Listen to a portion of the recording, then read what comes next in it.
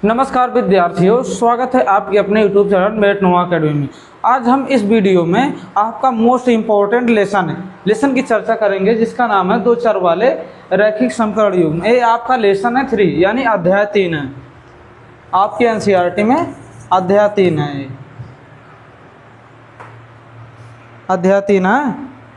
ये देखो बहुत मज़ेदार टॉपिक है। इसमें देखिए ज़्यादा आपको सूत्र भी नहीं याद करने, जैसे देखिए इसके बाद अदर जो आपके होते हैं आपको सूत्र भी याद करने होते हैं। इसमें कुछ सूत्र याद नहीं करना, केवल सवाल ही लगाने, केवल सवाल लगाने, बस। चलिए शुरू करते हैं। अभी हम आपको दिखाते हैं पहले क्या होता है, कुछ बातें आपको बता दें। इन चीज़ों को अभी आप भूल जाइए, कुछ समय के लिए इन चीज़ों को आप भूल जाइए, इन चीज़ों को आप भूल जाइए। रुकिए, भूलने का मतलब इसको हटाना है। देखिए क्या है, पहले मैं कुछ समीकरण लिख रहा हूँ, उसको आप ध्यान से देखिएगा। जैसे देखिए क्या है हमारा,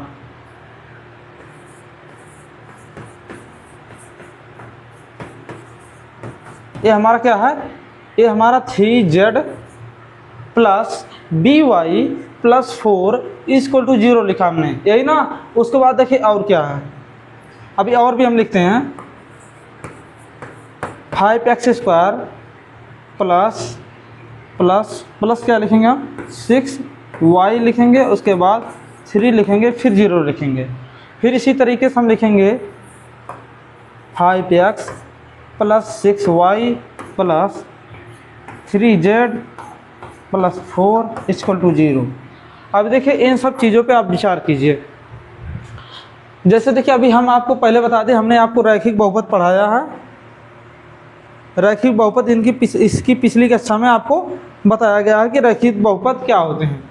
जैसे देखिए रैखिक बहुपद क्या होते हैं, अगर आप बहुपद नहीं जानेंगे तो समीकरण नहीं जान पाएंगे, इस बात को ध्यान रखिए। जैसे देखिए बहुपद, देखिए हर एक स्टेप बाय स्टेप सीढ़ियाँ चढ़नी होती है ना।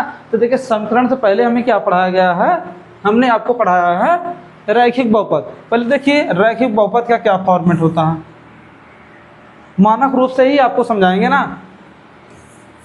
ax प्लस बी आपका होता है यही। ये देखिए आपका क्या है, रैखिक बहुपद, रैखिक बहुपद है। ये हमारा हो गया रैखिक बहुपद, इस बात को ध्यान रखिए। ये हमारा हो गया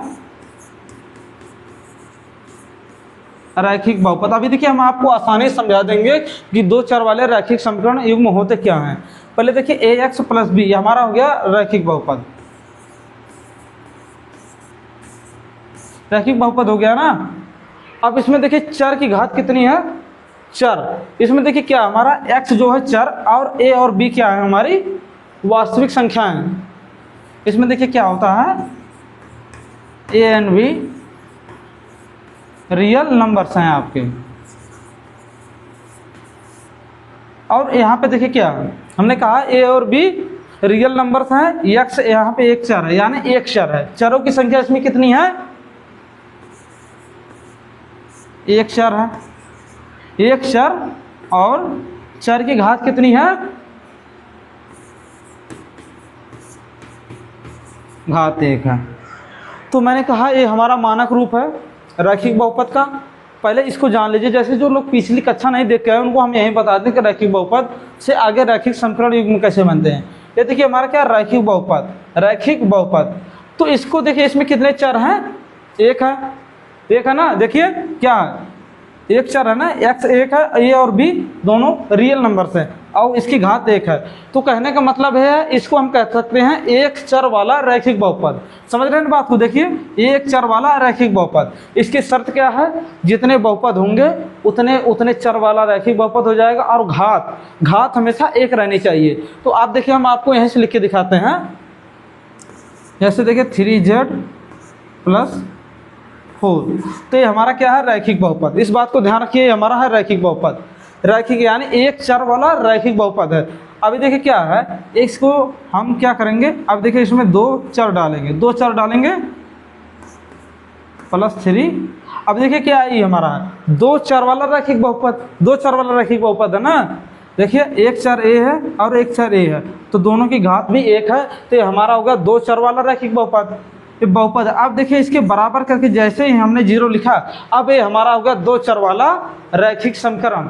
2 चर वाला रैखिक समीकरण, बस इतना आपको जानना था, बस इतना ही जानना था, ज़्यादा कुछ नहीं। आपको देखिए नॉर्मली हमने बताया कि रैखिक बहुपद क्या होते हैं और रैखिक समीकरण क्या होते हैं, इसमें देखा ना आपने। ये देखिए हमारा क्या है, ये हमारा 2 चर वाला रैखिक बहुपद है। अरे यार,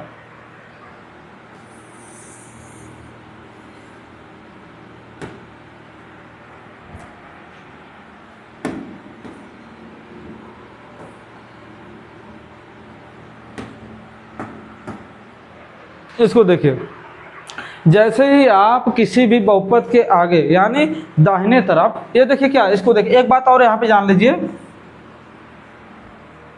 ये सब बातें आप यहीं जान लीजिए। इसको देखिए क्या कहते हैं, इसको कहते हैं लेफ्ट साइड, यानी इसको एलिप्टिक कहते हैं, इसको कहते हैं राइट साइड। ये देखिए मैं आपको यही सवाल भी सॉल्व करवा रहा हूँ ना। ये देखिए लेफ्ट साइड है, ये राइट साइड है। कहने का मतलब अगर राइट साइड कुछ नहीं है, देखिए क्या, राइट साइड अगर बराबर 0 नहीं है, 0 का फॉर्मेट मतलब कुछ भी संख्या हो सकती है, 1 भी हो सकती है, 2 भी हो सकती है, 3 भी हो सकती है। लेकिन देखिए ये मानक रूप के अनुसार मैंने आपको बता रहा हूँ ना। अभी देखिए 3 इधर करेंगे तब भी तो वही रहेगा, जब 3 का प्रतिस्थापन इधर करेंगे तो ये माइनस में 3 हो जाएगा। अभी देखिए हमारा टॉपिक है केवल आपको समझाना कि रैखिक बहुपद क्या होते हैं, रैखिक समीकरण क्या होते हैं। आपने देखा ये 1 चर वाला रैखिक बहुपद है, देख रहे हैं ना। अगर हम इसके बराबर 0 लगा देते हैं तो ये हमारा 1 चर वाला रैखिक बहुपद की बजाय क्या होगा, रैखिक समीकरण हो जाता है हमारा बात। अब देखिए ये क्या हमारा 1 चर वाला, 1 चर वाला रैखिक समीकरण है। तो हमें पढ़ना किस बारे में है, 2 चर वाले रैखिक बहुपद के बारे में। 2 चर वाले रैखिक बहुपद, पीछे हमने देखिए क्या पढ़ा, ये सिंगल 1 चर वाला, और इसमें देखिए पढ़ना है 2 चर वाले रैखिक समीकरण। तो इसमें देखिए 2 चर होने चाहिए, देखिए यहाँ पे z है, यहाँ पे y है, तो दोनों की घात है, यानी जो उसमें देखिए जितने भी चर हों कोई फर्क नहीं पड़ता, लेकिन हमें केवल 2 चर वाले ही इस प्रश्नावली यानी इस अध्याय में हमें सॉल्व करना है। अब देखिए क्या है, इसमें चरों की संख्या क्या, मैं आपको काउंट करके बताता हूँ। देखिए क्या है, 1 चर ये हो गया, 1 चर ये हो गया, ये हमारे 2 चर हो गए। दोनों चरों की अगर घात देखें तो दोनों की 1-1 घात है। इसमें देखिए 1 चर ये है, 1 चर ये है, लेकिन इसमें क्या है, इसमें चर की अधिकतम घात 2 हो गई, तो हमारा द्विघात समीकरण हो गया, द्विघात समीकरण हो गया। जितनी घात उतने घात का समीकरण, यानी आप इसको क्या कह सकते हैं, 2 चर वाला द्विघात समीकरण, 2 चर वाला द्विघात समीकरण इसको आप बोल सकते हैं। इसमें देखिए क्या है, x और y, x y z, यहाँ पे देखिए इसमें 3 चर वाला रैखिक समीकरण है। हमको केवल पढ़ना है 2 चर वाला रैखिक समीकरण युग्म।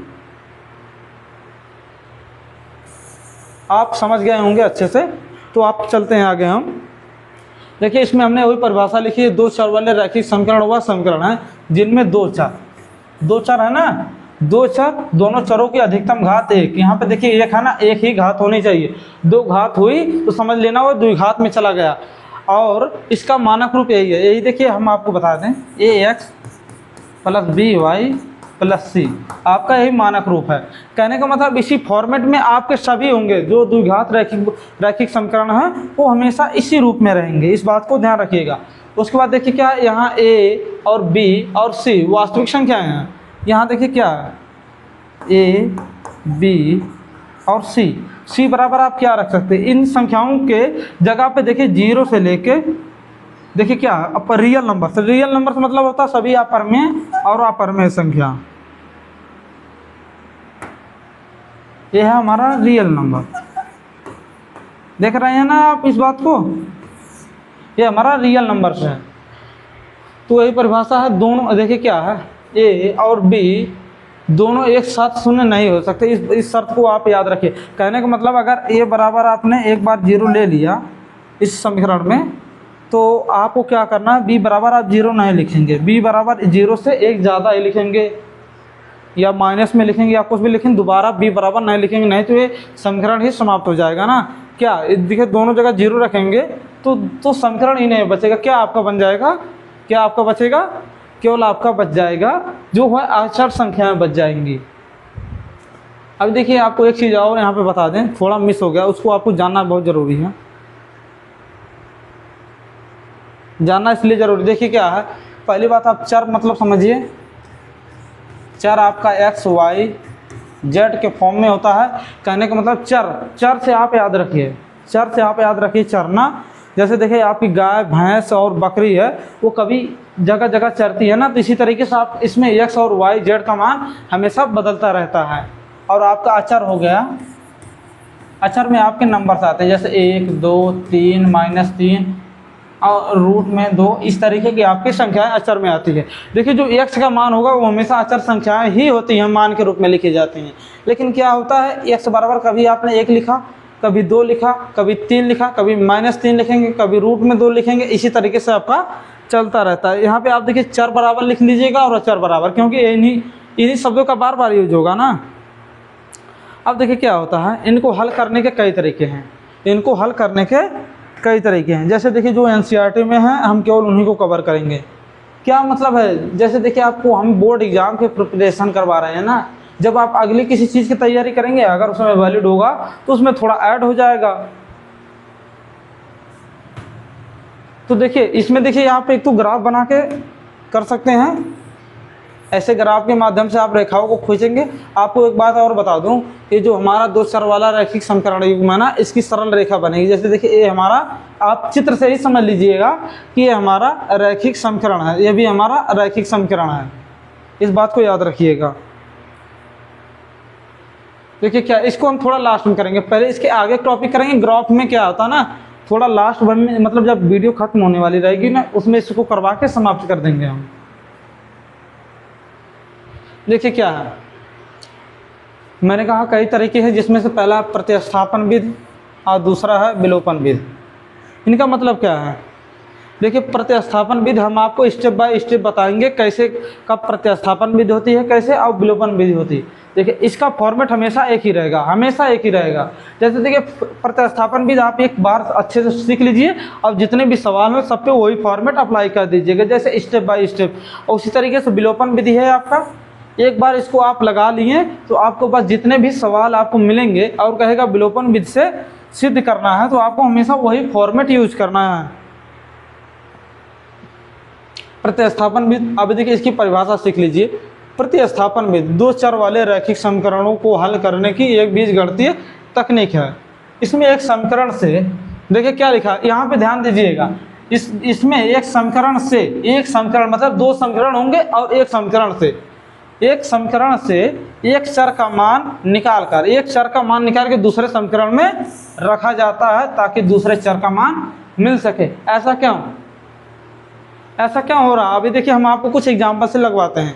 जैसे देखिए पहले हम दो देखिए इसमें क्या हुआ, 2 समीकरण की बात हुई ना, तो पहले हम 2 चर वाले रैखिक समीकरण लिखेंगे। देखिए क्या हमारा 2y + 3 आपका होगा 0, मतलब समीकरण 1 हो गया ये हमारा, समझ रहे हैं ना। अभी देखिए दूसरा क्या है, दूसरा हमारा है 2x हो गया और +4y + 3 आपका 0 हो गया, ये हमारा हो गया समीकरण 2। अब देखिए यही इसी स्टेप में हम पूरे सवाल लगाएंगे, आपको यहाँ पे एक बता रहा हूँ, इसके बाद 2-4 सवाल लगाएंगे। उसके बाद हम जब ये सब खत्म हो जाएगा तो हम करेंगे अपना वो ग्राफ वाला। ग्राफ में थोड़ा टाइम लगता है, लेकिन एक बार अगर आपको आ जाएगा तो बहुत मज़ा भी आएगा, क्योंकि बनाने में जो मज़ा आता है बिगाड़ने में भी उतना मज़ा आना चाहिए, इस बात को याद रखिए। देखिए अब क्या है, इसमें कहा है, अभी देखिए हमें इसकी परिभाषा लिखेंगे। इसमें कहा गया है, इसमें एक समीकरण से एक चर का मान निकाल कर, यानी चाहे इससे, यानी देखिए आप किससे निकालेंगे चर का मान। देखिए जिसमें सिंगल हो, जैसे देखिए x है ना, तो अभी देखिए यहाँ हम कैसे प्रतिस्थापन मतलब होता है, ये देखिए लेफ्ट का राइट की तरफ ले जाना या राइट का लेफ्ट की तरफ ले जाना ही प्रतिस्थापन होता है। अब देखिए हमें x बराबर मान निकालना है ना, तो अभी देखिए क्या होगा, यहाँ पे x बराबर अगर हम लिखेंगे, देखिए ये हमारा प्लस का 2y है, देख रहे हैं ना, हमारा प्लस का 2y है, तो इस तरफ जाएगा तो माइनस का 2y हो गया। उसके बाद देखिए यहाँ हमारा प्लस का 3 है तो उस तरफ जाएगा तो माइनस का 3 रहेगा ना। अब देखिए हमारा हो गया तीसरा समीकरण, हो गया ना। अब देखिए क्या है, अगर ये दोनों माइनस होता, ये अगर माइनस होता, ये भी माइनस होता, तो उधर जाने के बाद दोनों प्लस हो जाता। इस बात को ध्यान रखिए, चाहे इधर से करेंगे सेम चिन्ह इसी तरीके से बदलेंगे, अगर इधर से इधर ले जाएंगे तब भी वही तरीका होगा, इस बात को याद रखिएगा। तो अब क्या करेंगे हम, तो समीकरण 3 का मान समीकरण 2 में रखेंगे। कहने का मतलब है x बराबर अगर हमें मिल गया तो हम समीकरण 2 में रख देंगे उसका मान ने, तो सब हो जाएगा x के फॉर्मेट में। जब चीज़ें एक समान हो जाए, एक तरीके से दिखने लगे, तो उन्हें जोड़ा घटाया जा सकता है। तो हम एक लाइन यहाँ पे लिखेंगे, समीकरण 3 का मान, समीकरण 3 का मान समीकरण 2 में रखने पर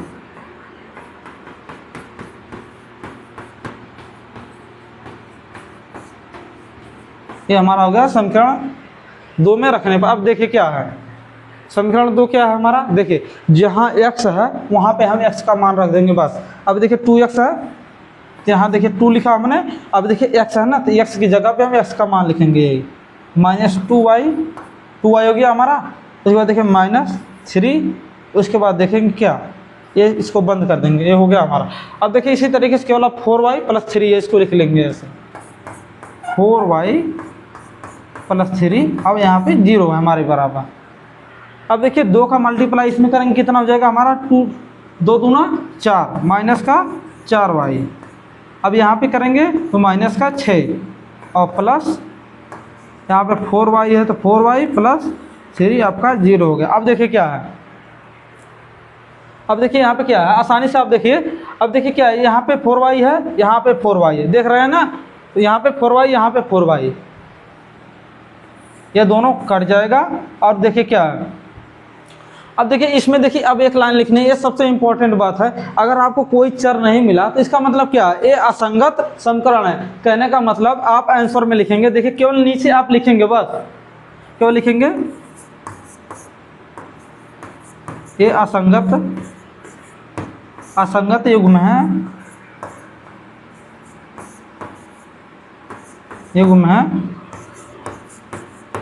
अतः इन्हें हल नहीं कर सकते,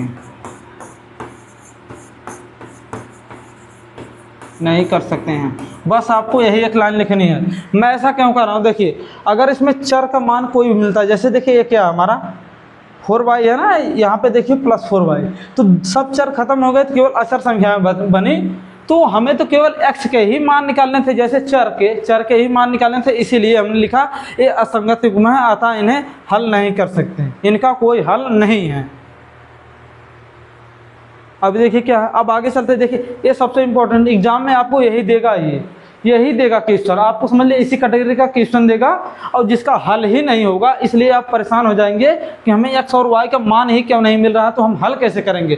तो आपको ऐसे लगा के और नीचे एक लाइन ये लिख देनी है, बस आपका सॉल्व हो जाएगा। अब देखिए क्या है, अब देखिए क्वेश्चन अच्छे हैं, मैंने आपको बताया कैसे हल करना, बस आपको स्टेप बाय स्टेप लगाते जाना है। अब देखिए हमारा क्वेश्चन क्या है, 7x - 15y = 2। इस बात को ध्यान रखिए, ये हमारा है समीकरण 1, ये समीकरण 1 है। अब देखिए क्या है हमारा x + 2y = 3 आपका हो गया ये समीकरण 2। तो हमने क्या कहा, किसी एक समीकरण से, देखिए हमने कहा कि किस समीकरण में से हम किसी एक चर का मान निकालेंगे जिसमें हमें सिंगल मिल जाए, सिंगल कोई चर मिल जाए। जैसे देखिए इन दोनों में कोई सिंगल है नहीं, इसमें है, तो हम समीकरण 2 को क्या करेंगे, प्रतिस्थापन करेंगे। कहने का मतलब है x को एक तरफ रखेंगे और जो चीज़ें बचेंगे उनको उस साइड कर देंगे, यानी दाहिने तरफ कर देंगे। तो देखिए हम x बराबर क्या लिखेंगे, -2y लिखेंगे पहले, -2y, उसके बाद आपका +3 है वहाँ, ये हो गया आपका समीकरण नंबर 3। अब क्या करना है आपको, समीकरण 3 का मान, समीकरण देखिए जिससे हम चर का मान निकालेंगे, उसमें उस चर का मान नहीं रखेंगे, बल्कि जो बचा रहेगा उसमें हम उस चर का मान रखेंगे। देखिए 2 से हमने निकाला तो हम पहले में रखेंगे। तो अब देखिए क्या लिखना है, समीकरण 3 का मान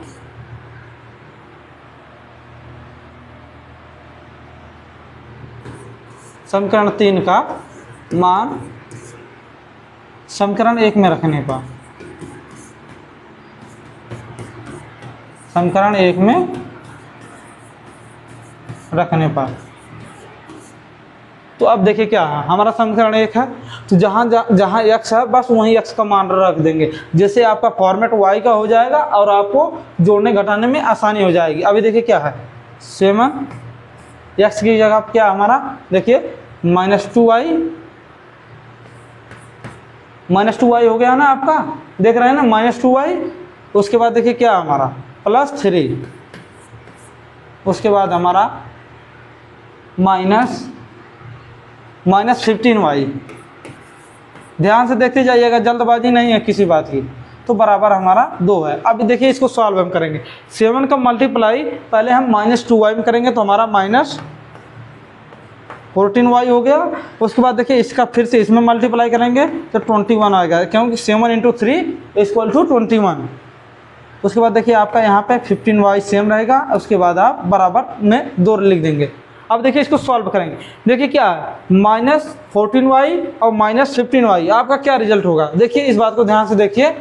देखिए हमने क्या किया, देखिए क्या है, x का मान हमने निकाला, समीकरण 3 बनाया, समीकरण 3 का मान समीकरण 1 में रखने पर। अब देखिए समीकरण 1 ये है, तो इसमें देखिए जहाँ x रहेगा वहाँ हम उस x का मान रख देंगे। देखिए यहाँ पे 7 हमने सेम लिखा, 7 देख रहे हैं ना, इसको सेम लिखा। और उसके बाद देखिए -2y वहाँ से देखिए लिखा हमने -2y + 3 लिखा ना, इसको देखिए -2y + 3 लिखा यहाँ से। उसके बाद देखिए क्या, सेम टू सेम और सब लिख देना उसी तरीके से, -15y = 2। उसके बाद देखिए इतना आया हमारा मान। देखिए कैसे आया, 7 × 2 किया तो हमारा कितना आया 14, यानी 7 × 2 किया तो हमारा आया कितना -14। यानी देखिए क्या, माइनस के गुणा प्लस में होता है तो आपका रिजल्ट माइनस में ही आएगा। उसी तरीके से आपने किया 7 × 3 तो आपका कितना आया 21 हो गया। उसी तरीके से आप देखिए माइनस, यहाँ देखिए सब चीज़ें सेम टू सेम है। अब देखिए क्या है, अब देखिए -15y और ये कितना है -14y, दोनों को जोड़ेंगे तो कितना होगा हमारा, इस बात को बताइए कितना होगा हमारा। माइनस का आप कितना है, माइनस का 15 और माइनस का 14y, तो कितना होगा देखिए 10 10 20 हो जाएगा। ये आपका 10 10 20 और 9 कितना होगा 29 हो गया आपके, माइनस ये हो गया आपका। अब देखिए क्या है आपका, देखिए ये कितना बचा। अब देखिए जो 21 है ना वो उस तरफ जाएगा, -21। अब देख रहे हैं ना, इसके बाद देखिए अगर हमें y का मान निकालना है तो पहले इनको सॉल्व करते हैं।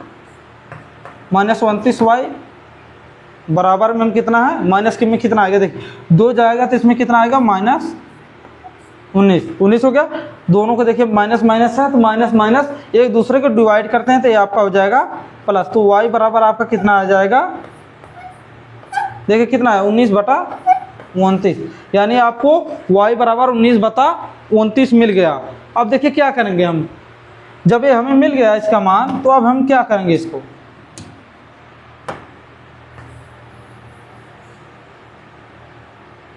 ये देखिए क्या है, हम पहले इसको कर लेते हैं थोड़ा।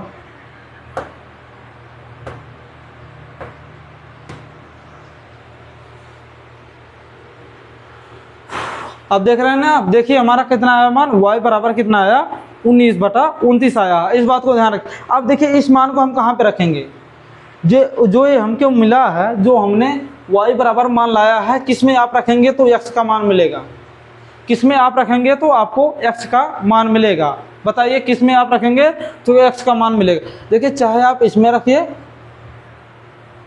चाहे आप समीकरण 1 में रखिए, चाहे 2 में रखिए, चाहे 3 में रखिए, तो आपका मान x बराबर आपको मिल ही जाएगा।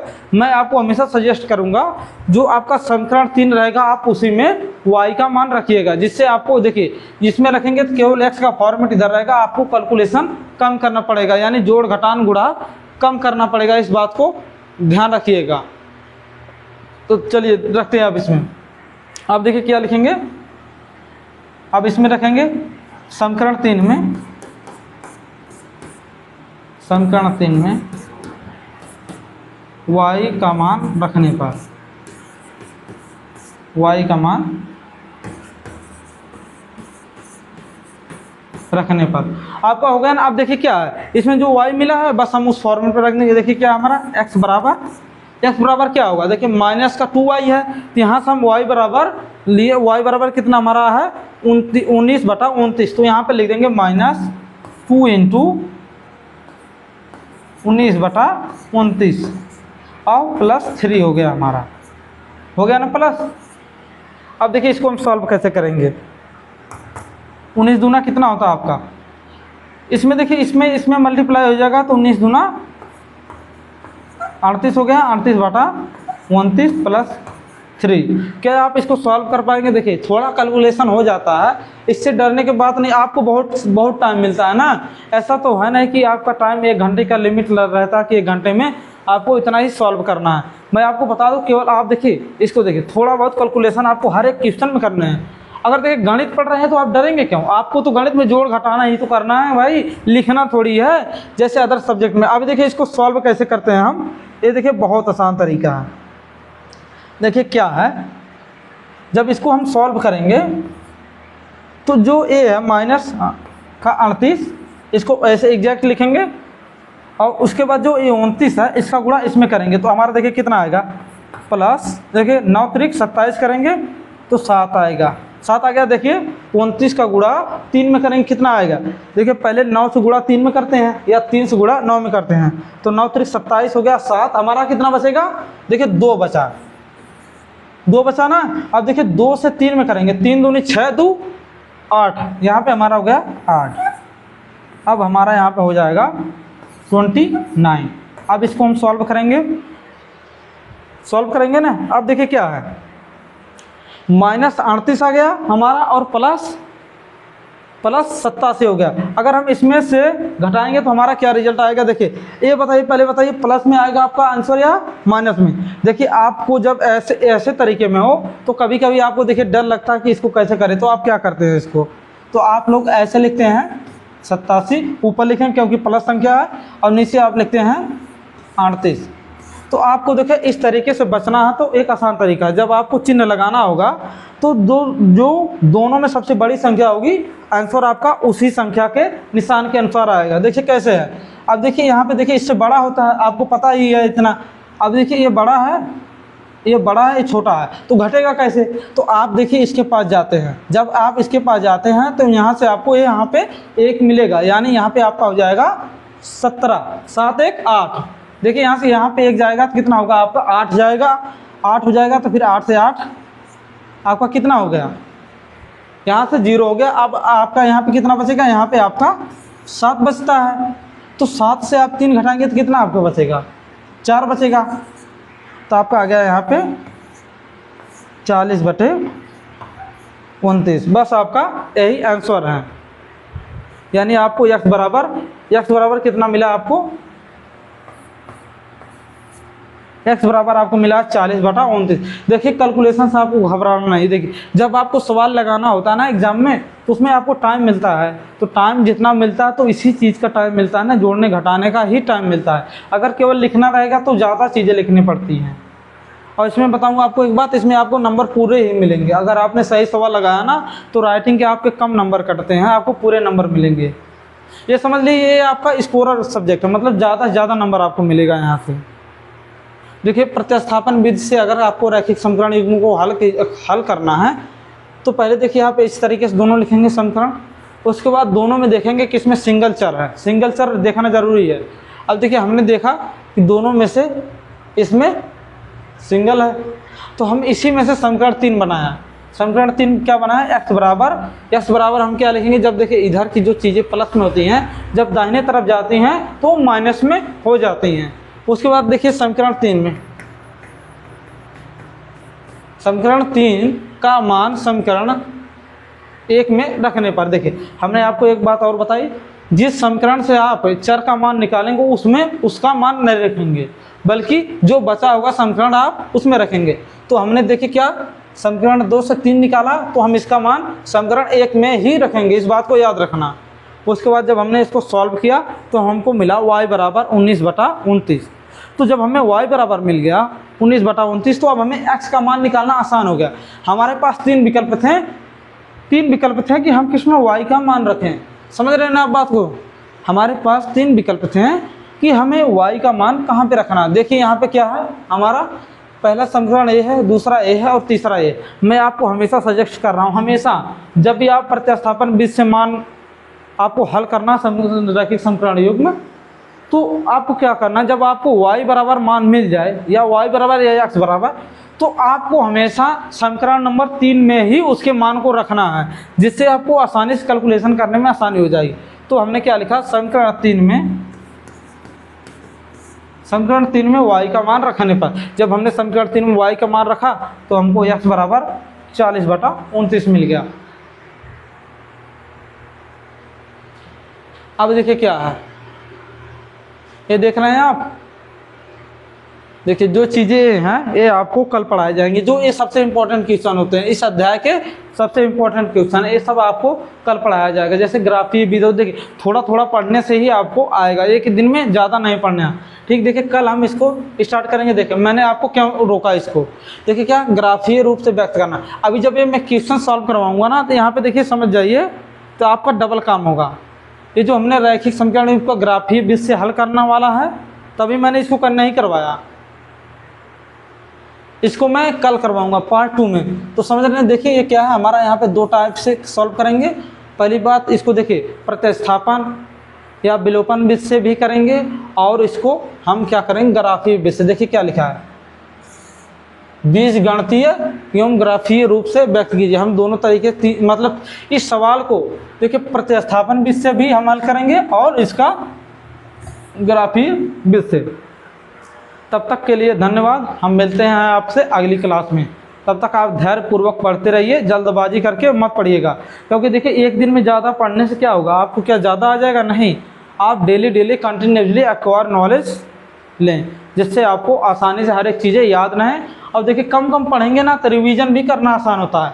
जैसे देखिए आपने कम पढ़ा, कल भी उतना पढ़ा, तो पढ़ने से पहले आपको पीछे वाला रिवीजन कराया जाएगा, उसके बाद फिर आगे ले जाया जाएगा। डेली यही स्टेप होगा। देखिए जब मैंने आपको पहली क्लास पढ़ाई तो रिवीजन आपको करवाया दोबारा, जब दूसरी क्लास स्टार्ट करेंगे यानी पार्ट 2, तो आपको पहली क्लास का रिवीजन करवाएंगे पूरा।